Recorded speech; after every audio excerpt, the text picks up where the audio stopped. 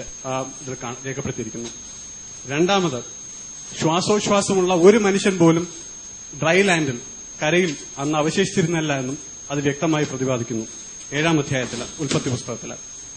പിന്നെ മൂന്നാമത്തെ പോയിന്റ് എന്ന് വെച്ച് കഴിഞ്ഞാൽ, ഈ കാലഘട്ടം പറയുന്നത് നോഹയുടെ കാലഘട്ടത്തിലാണ് ഇത് സംഭവിച്ചതെന്നും ഒരു വലിയ പ്രളയം സംഭവിച്ച നോഹയുടെ കാലഘട്ടം, അതായത് കണക്കാക്കപ്പെടുന്നത് 21-ാം നൂറ്റാണ്ട് മുമ്പുള്ള കാലഘട്ടത്തിൽ സംഭവിച്ചതായും പറയപ്പെടുന്നു.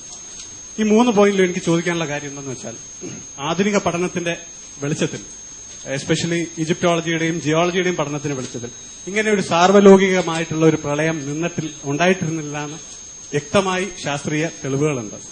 എത്രത്തോളം എന്ന് വെച്ചാൽ, ക്രൈസ്തവ ലോകം തന്നെ അവരുടെ ചാവെഴുത്ത് പ്രതികളും അതുപോലെ പഴയ ടൂറിനിലെ ശവക്കച്ചയുടെയും ആധികാരികത തെളിയിക്കാൻ വേണ്ടി ഉപയോഗിക്കുന്ന കാർബൺ ഡേറ്റിംഗ് എന്ന ടെക്നോളജി ഉപയോഗിച്ച് നോക്കുമ്പോൾ അങ്ങനെ ഒരു സാർവലൗകികമായിട്ടുള്ള പ്രളയം ഉണ്ടായിട്ടില്ല. അതൊരു പ്രാദേശികമായിട്ടുള്ള പ്രളയം ഉണ്ടാകാതിരിക്കാനേ സാധ്യതയുള്ളൂ. 1.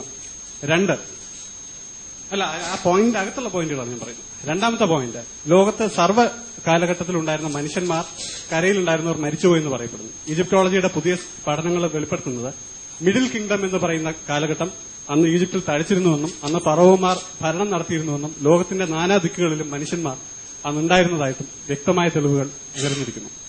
അപ്പോൾ ഈ ചോദ്യത്തിന് ഒരു സാറ്റിസ്ഫൈബിൾ ആയിട്ടുള്ള ആൻസർ തരണമെന്ന് പ്രതീക്ഷിക്കുന്നു. Thank you doctor Arif.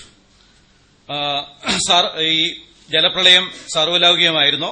ശ്വാസോച്ഛ്വാസമുള്ള ആരും അവശേഷിച്ചില്ലേ? നോഹയുടെ കാലത്ത് ആണോ സംഭവിച്ചത്? കാർബൺ ഡേറ്റിംഗ് വെച്ച് ഇത് ഡിസ്പ്രൂവ് ചെയ്തിട്ടുണ്ട്. ഫറവോന്മാർ ഭരണം നടത്തിയിരുന്ന കാലത്താണ് ഇത് സംഭവിച്ചത്. ഈ കാര്യങ്ങളാണല്ലോ പറഞ്ഞത്.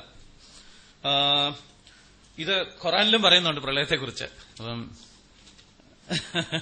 ഞാനിത് ഇല്ലെന്ന് പറഞ്ഞാൽ ആരിഫിന്റെ വേദത്തെ തന്നെ ഓക്കെ. ഈ പ്രളയം ആയിരുന്നു. അതായത് ഇന്ത്യയിലെ ടിബറ്റ്യൻ പീഠഭൂമിയിൽ പോലും ഫോസിൽസിനെ കിട്ടിയിട്ടുണ്ട്. ഒരു സാർവലൗകിക പ്രളയം ഇല്ലെങ്കിൽ എങ്ങനെ ഫോസിൽസ് ഇന്ത്യയിലെ ടിബറ്റ്യൻ പീഠഭൂമിയിൽ ഫോസിൽസ് വരും? ലോകത്തില് അനേക സ്ഥലങ്ങളിൽ ഇതുപോലത്തെ കിട്ടിയിട്ടുണ്ട്. അമേരിക്കയിലാണെങ്കിൽ ഫോസിൽ ശവപ്പറമ്പുകൾ എന്ന് പറഞ്ഞ അനേക ഫോസിലുകളുടെ ശവകുടീരങ്ങൾ കിട്ടിയിട്ടുണ്ട്. അവിടെ ഈ റഷ്യയിലുള്ള ജീവികൾ തൊട്ട് അമേരിക്കയിലുള്ള ജീവികൾ വരെ ഒരുമിച്ച് ഭൂമിയിൽ മണ്ണടിഞ്ഞ ഫോസിൽ ശവകുടീരങ്ങൾ അനേകം കണ്ടുപിടിച്ചിട്ടുണ്ട്. അമേരിക്കയിലുണ്ട്, യൂറോപ്പിലെ പല ഭാഗങ്ങളിലും ഉണ്ട്. ഇതെല്ലാം കാണിക്കുന്നത് ഒരു സാർവലൗകിക പ്രളയത്തെ തന്നെയാണ്. ഇപ്പൊ ഒരു സാർവലൗകിക പ്രളയം വരുമോ?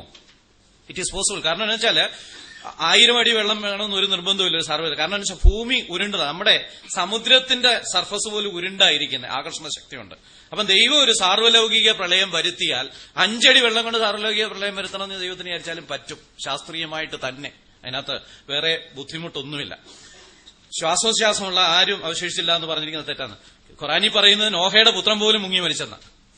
ഓക്കെ, എന്തായാലും ശ്വാസോച്ഛ്വാസമുള്ള മനുഷ്യരെല്ലാം മരിച്ചെന്ന് തന്നെ വേണം വിചാരിക്കാൻ.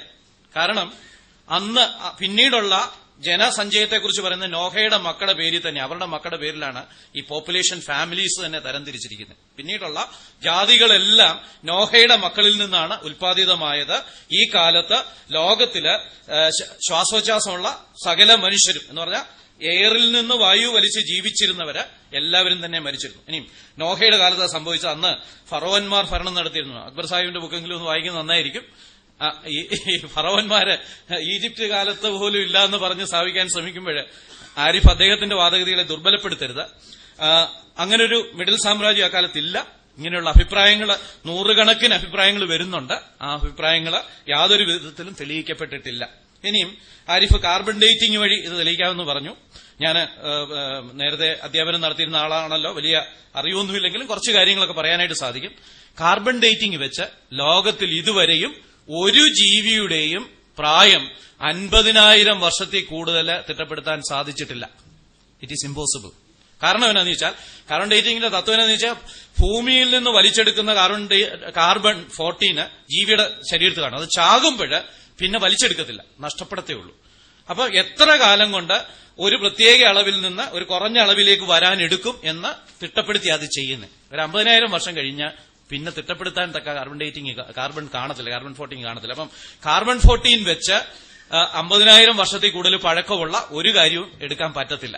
ഇനിയും 50,000 താഴെയുള്ളതാണെങ്കിലോ, 50,000 താഴെയുള്ളതാണെങ്കിൽ അതിലും രസമാണ്. ഒരു അമണൈറ്റ് എന്നൊരു ജീവിയെ കടലിൽ നിന്ന് പിടിച്ച് അത് ചെക്ക് ചെയ്ത് നോക്കിയിട്ടുണ്ട്. അമണൈറ്റ് ഒരു ഒച്ചു വർഗത്തിലുള്ള ഈ അമണൈറ്റിനെ പിടിച്ച് നോക്കിയപ്പോഴ് കിട്ടിയ റിസൾട്ട് ഇത് ചത്തിട്ട് 3000 വർഷമായെന്നാണ്.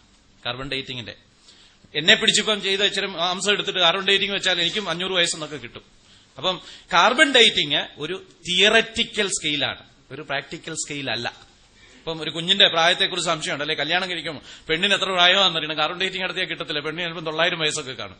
അപ്പം കാർബൺ ഡേറ്റിംഗോ അതുപോലുള്ള ടെക്നിക്കുകളോ വെച്ച് ഒരു ഫോസിലിന്റെയും അല്ലെങ്കിൽ പഴയ നാശാവശിഷ്ടത്തിന്റെയും പ്രായം കൃത്യമായിട്ട് അളക്കാനായിട്ട് സാധിക്കത്തില്ല. അപ്പൊ അങ്ങനെയുള്ള ടെക്നിക്കുകളൊന്നുമില്ല. അങ്ങനെയുള്ള ടെക്നിക്കുകൾ വഴിയൊന്നും നോഹയുടെ പ്രളയം ഇല്ലായിരുന്നു എന്ന് തെളിയിക്കപ്പെട്ടിട്ടുമില്ല.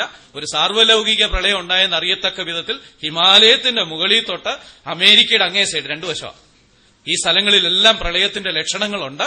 അതുകൊണ്ട് ഒരു സാർവലൗകിക പ്രളയം ആരംഭിച്ചു എന്ന് നടന്നു എന്ന് തന്നെ വേണം നമ്മൾ വിശ്വസിക്കാൻ.